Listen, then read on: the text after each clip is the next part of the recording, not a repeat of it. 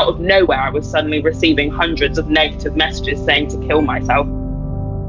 This stupid black, like, we're coming for you, I'm going to kill you. I was born in the Forest of Dean. I lived here my entire life. My childhood was growing up in the countryside. I grew up in Chepstow. There's a lot of country walks. There's local pubs that we can stop off at. I'm very proud to be Welsh, especially when the rugby's on and we're playing England. I do like Devon, and I understand why people like it, because it is a lot quieter. You do get to see more nature and wildlife, and the beach is really nice.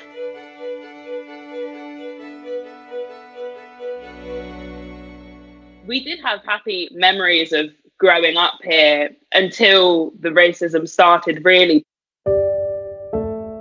At school, I wasn't allowed my natural hair out.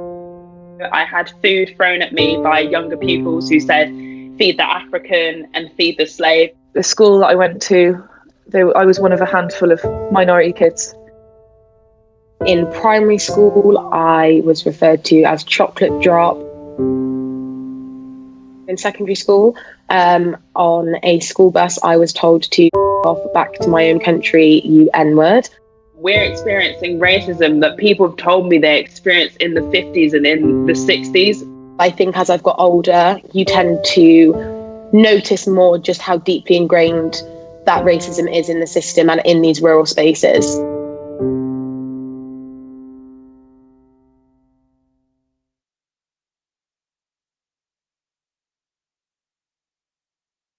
My stomach hurts. My neck hurts. Everything hurts. There's some water or something. Please.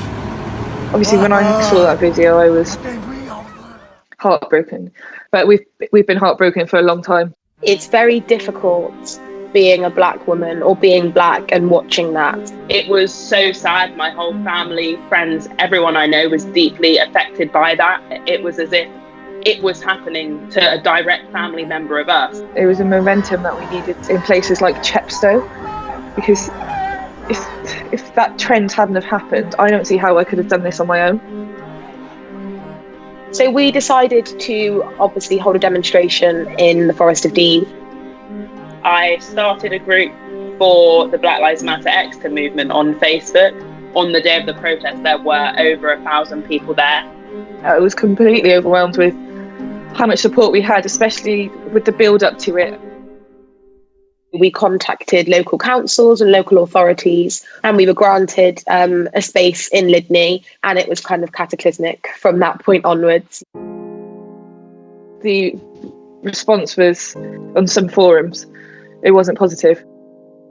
Got to a point where the council withdrew their support and wouldn't allow us to hold the event anymore.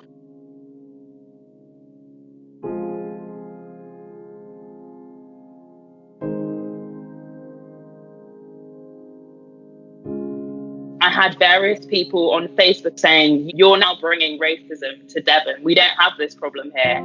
Say, I'm going to bring smoke grenades to where the protest was, saying that they're going to come and kill me. I spent the majority of that 2 weeks receiving a lot of threats. I actually moved out of my home for, I think it was about 3 weeks afterwards. I was on the verge of quite a severe mental breakdown. I received a bit of backlash from family members and resulted in me having to remove some members of family from my Facebook. It became evident that we needed to provide some longevity to this work, particularly in these rural areas. I've had a lot of battles with myself as to whether this is something that I want to continue to do at the expense of my own sanity, I suppose, in a sense. For me, the fight for equality is more important. It is a lot of strain on your mental health, especially in such a rural area when there aren't as many black people to take these leadership roles in activism. It does feel like a lot of it falls on me. There's been so many times when I wanted to just curl up in a ball and just hide away with my dog. But I just feel worse not doing anything. And there is so much work to be done, and if we stop now, will we ever see a change?